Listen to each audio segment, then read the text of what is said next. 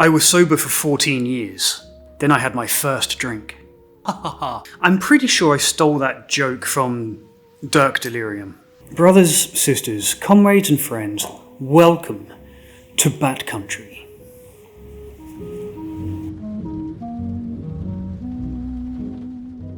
Anyway, let's talk. Nice and relaxed. I have a coffee, I have a dog, I have a storm outside, which is really nice. Let's go. So, for those of you who've been with me from the start of Bad Country, this is going to have an old school feel.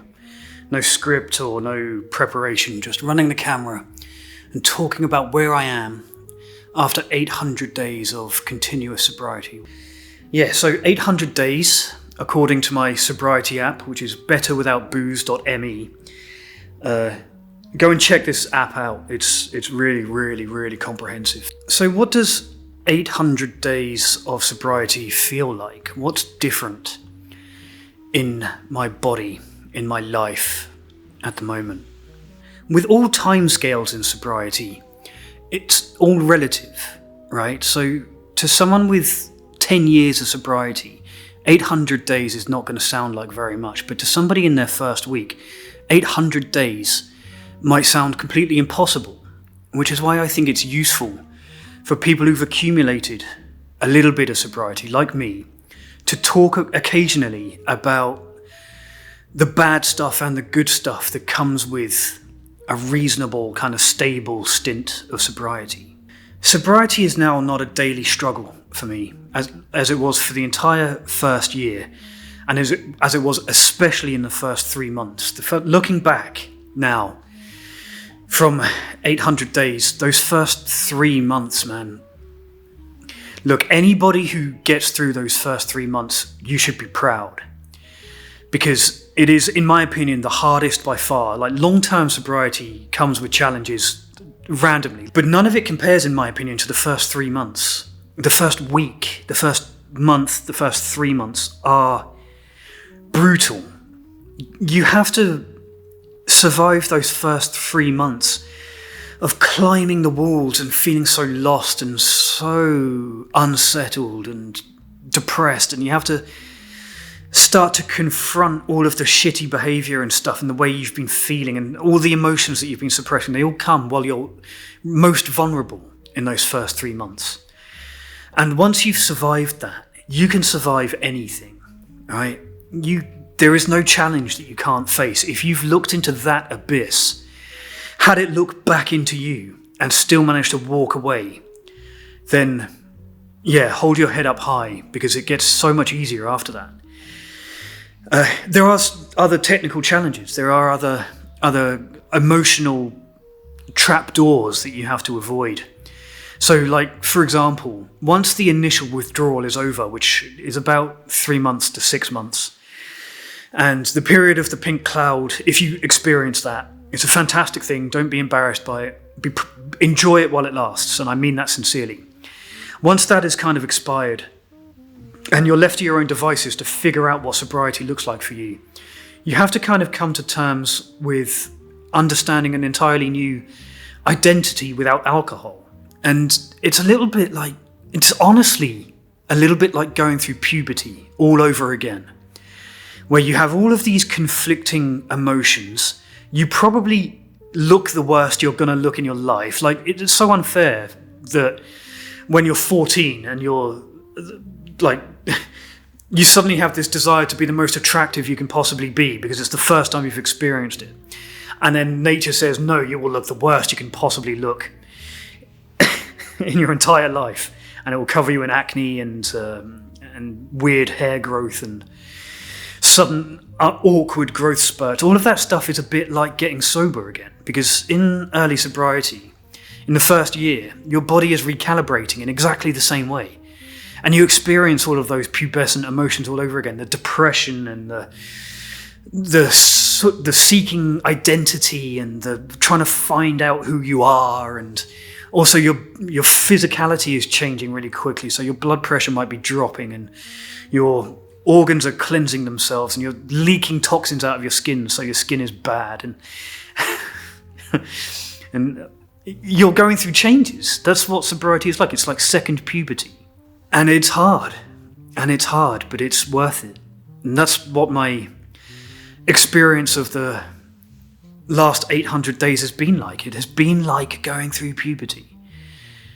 And you have rushes of emotion and rushes of like weird horniness and all of the same things you had when you were like 14 or 15 years old. It all happens again. The biggest difference I've noticed since from the early days of sobriety to today is really a lack of things, right? So it's a lack of anxiety and it's a lack of depression. Those things, like the longer I've gone into sobriety, the less those things have been a daily factor in my life. It's the lack of introspection or self-doubt. And it's the addition of things like empathy. I think that like in sobriety, if you attend like 12-step groups, you will find that empathy is the most common trait amongst recovering addicts. And you can encounter in those rooms people covered head to toe in like tattoos and, you know, bone implants and injuries and scars. And they look like the scariest people that you would cross the street if you were to meet them in public. But they are the most sensitive and empathetic people of anyone, of any kind of group of people. That's true of all addicts in recovery, is that there is a great depth of empathy, of understanding, of willingness to help other people, of willingness to listen to other people's problems, of making time. I was so selfish throughout all of my life up until the point where I got sober. I was so self-interested and obsessed with my own experience and frustrated by other people's problems. And I still have that a little bit. But in general terms, I really enjoy interacting with other people and making space for people and letting people in and asking for help and trying to be there when other people need help. It's not always possible, and we have to be honest about that. But that's the biggest difference. It's like the difference is not the difference in longer term sobriety is not financial. It's not health. It is all of those things, but mostly it's in space. Having space for other people other than yourself. That's how I would define long-term sobriety, is like knowing yourself better, but also making the time and the space for connection with other people is profoundly true. It sounds like a cliche, but it's true in my experience. And the other big factor of longer term sobriety, the other big change in how my life looks different now than it did when I was in active addiction, when I was drinking, is the sheer amount of fucking time I've got. I've got so much time, I don't know what to do with it. I'm a director in 2 different businesses. I have another job and I do a YouTube channel and God knows what else. And somehow I still find time to do all of it. And I'm writing books. I'm writing another book at the moment and various other side projects. And I just have so much time to do all of the stuff. You know when you're drinking, right? And before you get too smashed, you recede into your own mind and you're like, tomorrow when I wake up, I'm going to achieve this. I'm going to do this thing and it's going to be so cool. Except you're not really thinking about doing it. What you're imagining is the result of having already done the work, right? So I'll give you an example. The first time that I wrote my old book, Just Crazy Enough to Work, about the big long bike ride that I did drunk from Shanghai to Azerbaijan, I sat down to write that book when I was still drinking. Still it was the worst of my drinking, a real chronic alcoholic. And I would daydream day after day about the reception this book was going to get and the money it would earn and like literary agents falling over themselves to sign my story and all of this stuff. I was imagining that rather than doing it. I was imagining like how cool I was and like how well it was going to be received and all of that stuff. But I wasn't doing it. I would just sit in a chair with a bottle of fucking whiskey, drink it from the bottle, and fantasize about the end result, and not actually doing any of the work required to get to that end result. I didn't write the book. The book wasn't finished until long after I was sober. But in sobriety, you have the time to do that stuff. Like, you waste time is just slipping through your fingers like sand when you're an alcoholic. You're just pissing time away, pissing your entire life away. And pissing your life away is the appropriate way to refer to what you're doing there. You're pissing your life away, just flittering it away like it doesn't matter. And then suddenly you get all of that time back in sobriety. And for a while, in the early days, that's a problem. Because it leaves you in your own company to deal with all of the mess that you've made and the various kind of conflicting emotions and the intensity of those emotions. You just have to sit with them because you've got so much time, because you're not pissed. But in time, you learn to use your time wisely. So that's the biggest benefit, I think, that I've discovered in 800 days, is just how capable I am, how much capacity I have for people, for tasks, for getting things done, for sticking to plans, for being honest with myself, all of that stuff. Getting a dog, bringing some structure into my life, being a decent boyfriend, all of that. It's all possible thanks to sobriety. But it takes a while, that's for sure. I'd add to that, one of the other things that I noticed, apart from my minor transgression a couple of months ago, where I had a bit of a mental health crisis, for lack of that is the word, a mental health crisis. Aside from that, over 800 days, my brain function has started to feel normal again. Like, my memory is good.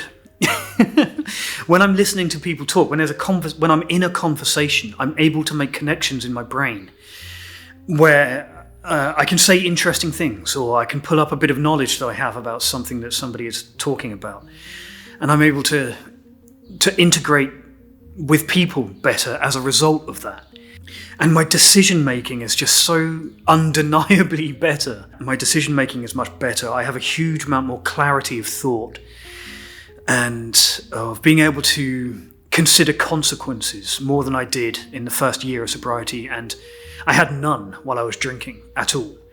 So any bit of clarity is progress compared to my years of drinking.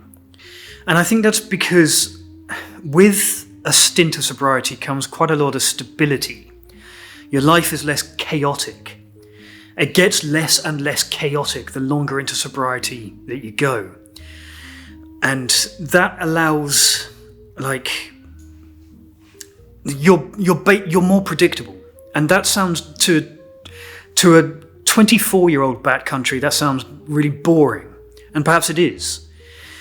But as an adult who needs to operate in the world and wants to live, who wants to be a part of society, who wants to experience life, that stability is incredibly important. It gives you a solid foundation on which to make important decisions about your life and to be able to work hard and be available to people.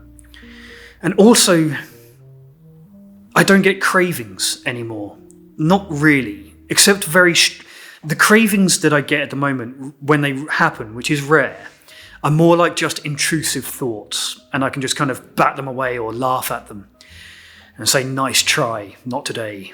That kind of thing. It becomes very easy to deal with urges and cravings to drink. In fact, I am pretty confident in saying that I will probably never have an alcoholic drink again in my life. Touch wood, touch all the wood. But that's how I feel. I don't have any desire, ever. Even when I have an urge, it's not really a desire to drink, it's a desire to blow my life up a little bit. I hope that some of you can relate to that there comes a point where your urges are no longer for the alcohol itself, but rather for the oblivion. And I just don't experience that anymore. I don't need oblivion. Look, it's like this. Quitting alcohol is the easy part, right? It really is. No longer putting the stuff in your fucking body. That's the easy part. But I didn't just quit alcohol. It wasn't only alcohol that I quit. What I quit was being a person who needed alcohol to deal with my problems. That is really what I walked away from. The alcohol is nothing, it's just a fucking chemical solution, that's all. The hard part is becoming somebody different. Becoming a person who no longer needs alcohol. That's where I'm at today. And I'm pretty proud of that. So yeah, as I said, this is just a kind of ramble while there's a big storm outside, so I can't go out. I thought I would just quickly point the camera at my face and talk about 800 days. If you vibe with this kind of content, this kind of like informal, up close and personal stuff, and you would like some access to a little bit more behind the scenes and personal and intimate content, then head over to the Patreon. The link is in the description, but it's patreon.com/backcountrysober. And do check out betterwithoutbooze.me. It's not like a normal recovery app. It does some of the normal things that recovery apps do, like day counting and urge tracking and all of that kind of stuff, but it does just an absolute ton more than that as well. Thank you for watching, and as always, good luck out there.